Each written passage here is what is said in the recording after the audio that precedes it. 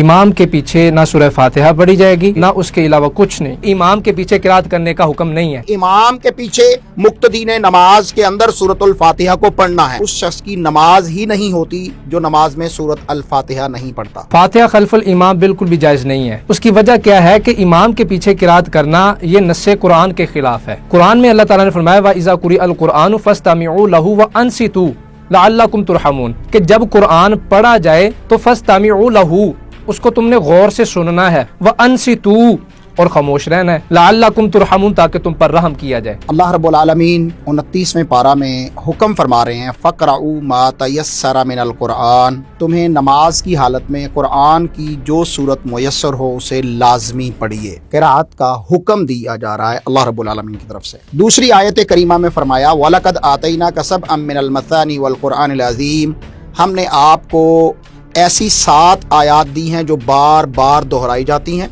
और अजमत वाला कुरान दिया है। ये हुक्म रब्बी है ना कि व इज़ा कुरिअल कुरान, कुरान तो पढ़ा जा रहा है, ये कन्फर्म है। इमाम किरात कर रहा है, चाहे जाहरी है चाहे सिर्री है, कुरान पढ़ा जा रहा है। ठीक है, कुरान में अल्लाह ने ये नहीं फरमाया कि जारी होगा तब खामोश रहना है, और जब इमाम सिर्रन किरात कर रहा है, आहिस्ता आवाज में किरात कर रहा है, उस वक्त हुक्म है व अंसितू, तुम चुप रहो इमाम के पीछे। क्यों? क्योंकि वो किरात कर रहा है। ठीक हो गया, ये है नस्से कुरानी। अल्लाह ताला ने हमें कुरान में मना फरमाया है। कुछ लोग ये समझते हैं, बल्कि उनको धोखा दिया जाता है कि अगर आप अकेले नमाज पढ़ रहे हैं तो आप सूरतुल फातिहा पढ़ेंगे, अगर आप जमात की शक्ल में हैं इमाम के पीछे तो आप सूरतुल फातिहा नहीं पढ़ेंगे। इमाम जो है वो वकील है और वकील जज के सामने मुकदमा पेश कर रहा है। भाई, आपने अल्लाह रब्बुल आलमीन के साथ मिसाल एक जज की या एक वकील की दे दी है, जबकि अल्लाह रब्बुल आलमीन फरमाते हैं फला तजरिबू लिल्लाहिल अमसाल, अल्लाह के लिए तो ऐसी मिसालें ही बयान मत करो, ऐसी मिसाल बयान करना ही हराम है। वलिल्लाहिल मसलुल आला, अल्लाह के लिए तो बेहतरीन मिसालें हैं।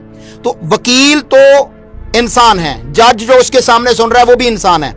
वो एक वक्त में एक शख्स की बात को जज सुन सकेगा, अगर 10 लोग मिलकर बात करना शुरू कर दें तो कोई जज कोई इंसान नहीं सुन सकता।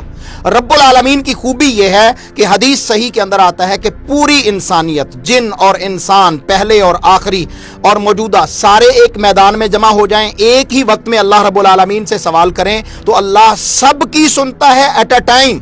एक वक्त में अल्लाह सबकी सुनता है और सबको उनके सवालों के बकदर जो है वो अता भी फरमा देता है। और उसके खजाना में एक इतना भी कमी नहीं आती कि जितना तुम सुई को समंदर के अंदर डुबो दो और उसके नाके के साथ जितना पानी आ जाता है उसके सुराख के साथ, फरमाया इतना भी अल्लाह के खजाने में कमी नहीं आती। अहादीस की तरफ आ जाए, सुनन इब्ने माजा के अंदर हदीस पाक मौजूद है कि मन काना लहू इमामुन फकिराअतुल इमामी लहू किराआ, कि जिस शख्स का इमाम हो तो इमाम की किराअत ही मुक्तदी की किराअत है। ठीक है, तो अब यहाँ पर भी इस हदीस पाक से भी हमें पता चल गया कि इमाम, जब हमने इमाम बना लिया तो अब जो इमाम किरात करेगा तो मुक्तदी की किरात इमाम की किरात ही होगी। ठीक है, इसके अलावा एक हदीस पाक में आता है, शरह मानिल आसार के अंदर इमाम तहावी अलैहि रहमा ने इसको नकल किया कि नबी पाक अलैहि सलाम किरात फरमा रहे थे कि पीछे से सहाबी भी किरात कर रहे थे। तो हुजूर ने जब सलाम फेरा, हुजूर ने फरमाया किसने मेरे ऊपर किरात को खलत मलत कर दिया, लिहाजा जब इमाम किरात करे तो तुम खामोश खड़े रहा करो, तुम ना किरात किया करो। तो अब इन तमाम अहादीस को सामने रखते हुए ये मानना पड़ेगा और कुरान पाक की आयत को सामने रखते हुए